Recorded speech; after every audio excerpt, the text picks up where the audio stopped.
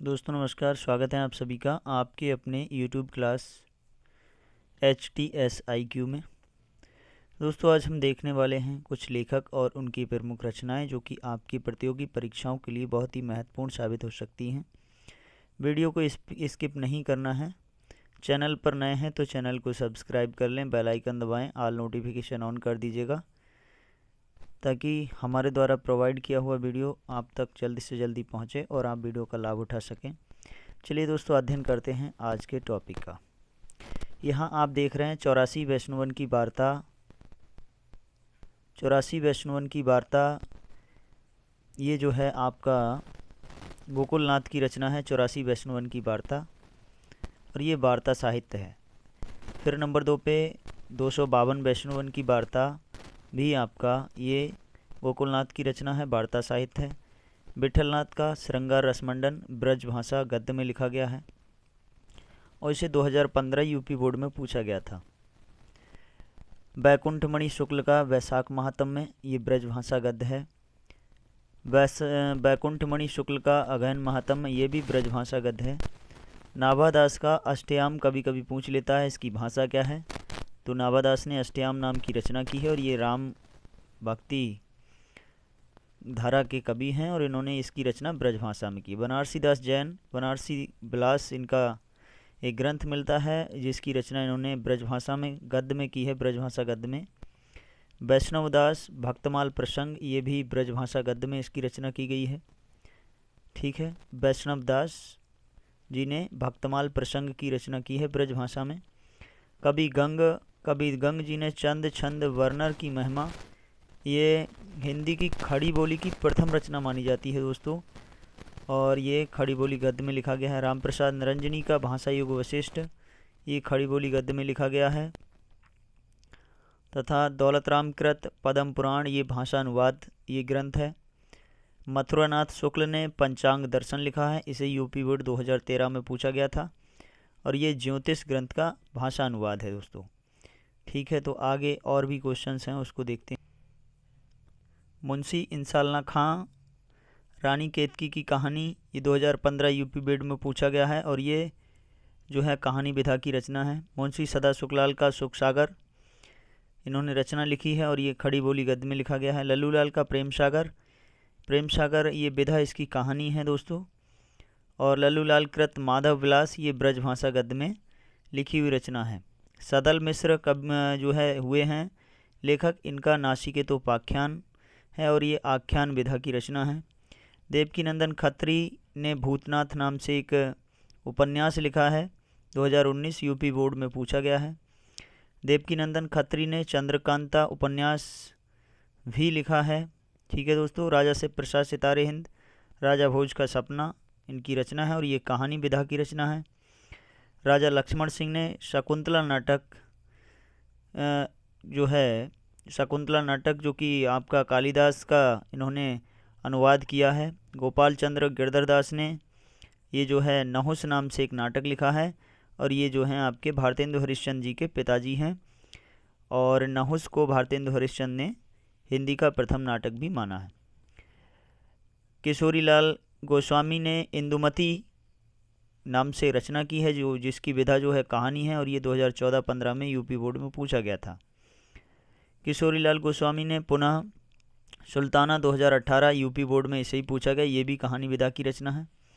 लाला श्री निवास दास का परीक्षा गुरु ये उपन्यास है। ठीक है, और इसे हिंदी का प्रथम मौलिक उपन्यास माना जाता है। स्वामी दयानंद सरस्वती ने सत्यार्थ प्रकाश नाम से रचना की है, ये धार्मिक ग्रंथ है।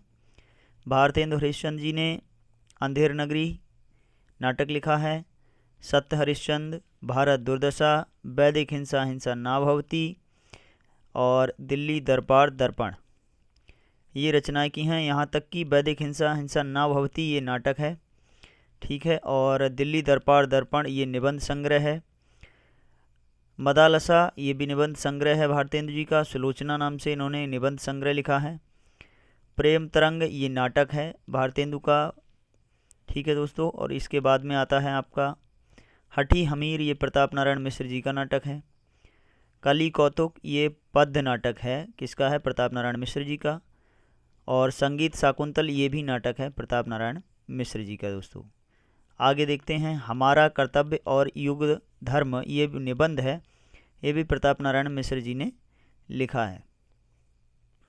आगे देखते हैं, श्याम सुंदर दास ने रूपक रहस्य नाम से एक ग्रंथ लिखा, जो ये आलोचना ग्रंथ कहा जाता है, इसको माना जाता है, और ये 2018 यूपी बोर्ड में पूछा गया था। श्याम सुंदर दास ने साहित्य लोचन नाम से आलोचना ग्रंथ लिखा है, इसे 2015, 2017 और 2022 यूपी बोर्ड में पूछा गया था दोस्तों।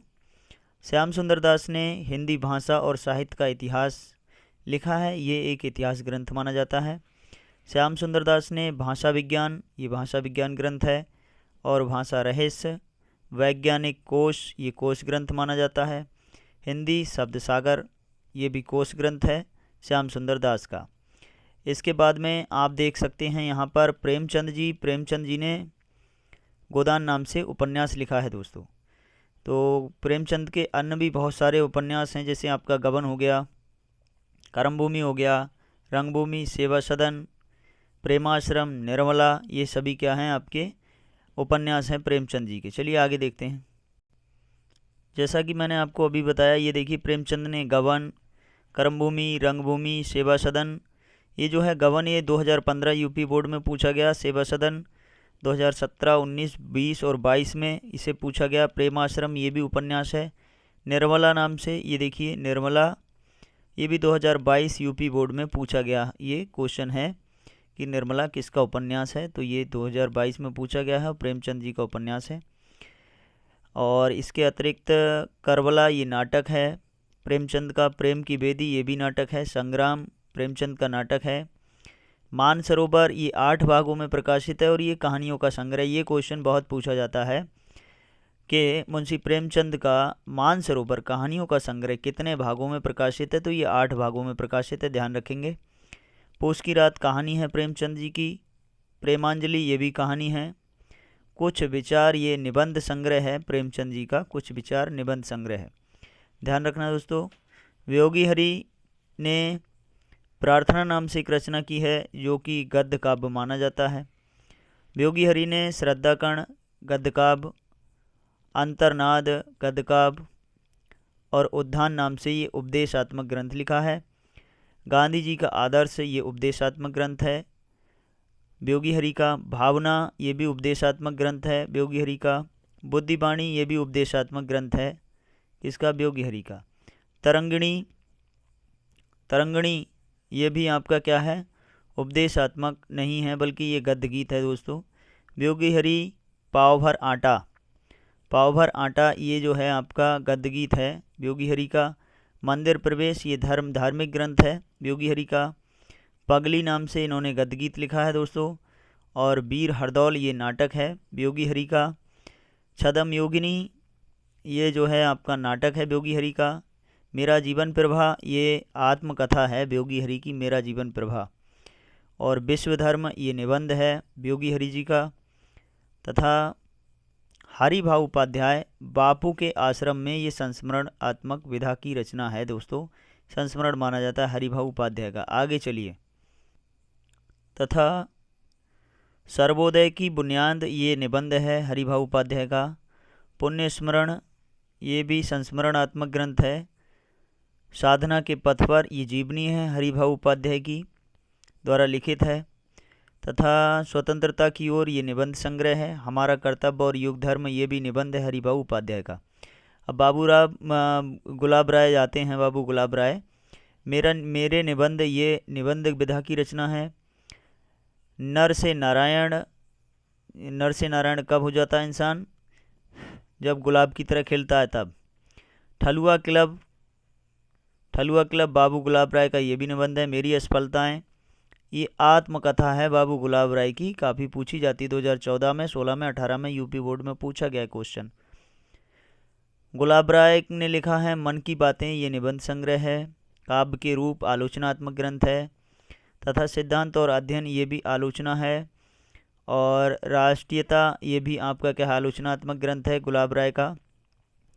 हिंदी नाट्य विमर्श आलोचनात्मक ग्रंथ है गुलाब राय का। अध्ययन और आस्वाद आलोचनात्मक ग्रंथ है गुलाब राय का। हिंदी काव्य विमर्श ये भी आपका क्या है आलोचनात्मक ग्रंथ है गुलाब राय जी का। नवरस, नवरस आलोचनात्मक ग्रंथ है गुलाब राय का। तथा हिंदी साहित्य का सुबोध इतिहास, ये इतिहास ग्रंथ है गुलाब राय का। तथा आलोचक रामचंद्र शुक्ल, ये आलोचनात्मक ग्रंथ है गुलाब राय का। विनोबा भावे जी ने गीता प्रवचन, ये निबंध लिखा है। गंगा तथा स्थित प्रज्ञ दर्शन, ये भी विनोबा भावे के निबंध संग्रह हैं दोस्तों। आगे चलिए, यहाँ तक हमने 97 क्वेश्चन देखे हैं। इस वीडियो में दोस्तों हम 110 क्वेश्चनों तक देखेंगे। इसके आगे के क्वेश्चन अगले दिन देखेंगे अगले टॉपिक में।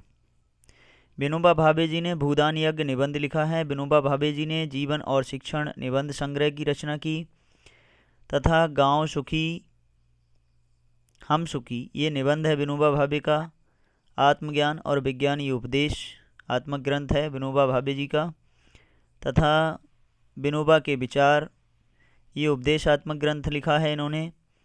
तथा राजघाट की सन्निधि में, ये संस्मरणात्मक ग्रंथ है विनोबा भावे जी का। एवं चिर तारुण्य की साधना, ये भी निबंध है विनोबा भावे जी का। तथा इसके बाद हजारी प्रसाद द्विवेदी ने अशोक के फूल निबंध लिखा है। विचार प्रवाह निबंध तथा कुटज, ये भी निबंध है। कल्पलता, ये भी निबंध है हजारी प्रसाद द्विवेदी जी का। एवं पुनर्नवा, पुनर्नवा ये जो है उपन्यास है हजारी प्रसाद द्विवेदी जी का। बाणभट्ट की आत्मकथा, ये उपन्यास है हजारी प्रसाद द्विवेदी जी का। इसे बाणभट्ट की आत्मकथा 2013, 17, 19, 20 और 22 में ये यूपी बोर्ड में पूछा गया। कुटज 2015 में, कल्पलता 2022 में, अशोक के फूल 2018 में यूपी बोर्ड एग्जाम में ये पूछे गए क्वेश्चन है दोस्तों। तो आज का वीडियो यहीं पर लेता है विराम दोस्तों। हमारा छोटा सा प्रयास कैसा लगता है हमें कमेंट सेक्शन के माध्यम से ज़रूर बताइएगा। यदि वीडियो में किसी प्रकार का संशोधन करना होगा तो आपके कमेंट के आधार पर मैं उसमें संशोधन करने का पूरा प्रयास करूंगा दोस्तों। और वीडियो को अपने मित्रों तक शेयर करना बिल्कुल नहीं भूलिएगा दोस्तों। मिलते हैं अगले किसी टॉपिक में, तब तक के लिए जय हिंद, जय भारत, जय हिंदी, जय हिंदुस्तान। नमस्कार दोस्तों, शुभ संध्या।